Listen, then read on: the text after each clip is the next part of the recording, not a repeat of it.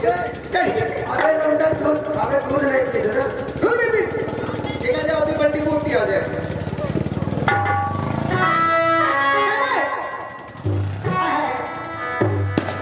ये अपने छोटे कपट लाल अच्छा भूखे और बता दियो, चिंता न करो, हम घरवाली से दूध रोटियां खा दूध हम अपने साथ लाए थे।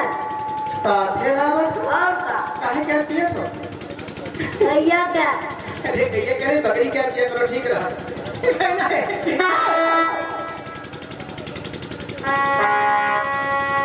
कभी गम न देना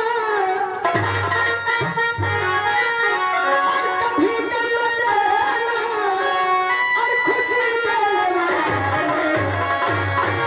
मुझे प्यार की जिंदगी देने वाले मुझे प्यार की जिंदगी देने वाले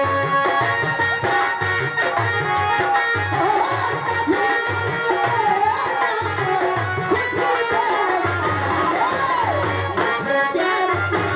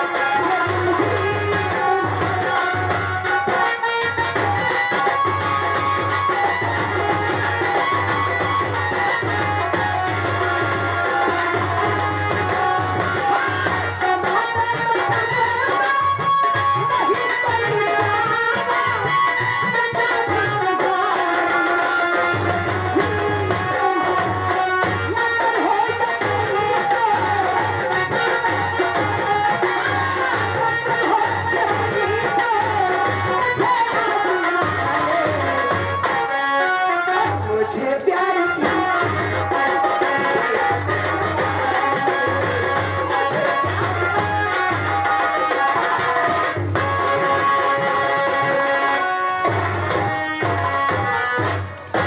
दोस्तों साथ साथ में हमारी इस कंपनी की दोस्त से कमेंट रेडी है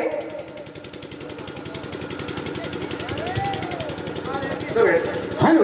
तो और भाई मनोज मिस्त्री भाई साहब की ओर से 10 रुपये आया है और उनकी भाई फरमाइश पप्पू जी बाद में सुना देना, दरोगा जी चोरी हो गई। आप फरमाइश की कोई बात नहीं सुना के जाएंगे धन्यवाद। हेलो उस्ताद अरे बोलो क्या बात है? क्या कर रहे हो? अरे दे रहा हूँ क्या चीज? अंडा। क्या मुर्गी हो? कचूमर को। कस्टमर को? और क्या? अबे कस्टमर को। हाँ वही। अब क्या कर रहे हो? अब तुम ठहरो हम बिहार हैं। कहा बिहार का गया भाई साहब? अबे तुम ठहरो मैं आ रहा हूँ। भाई बिहार है? नहीं जल्दी आ जाओ अच्छा जाओ तुरंत ले लो। अरे आम बबौरे हैं अरे अम्बिया नकाई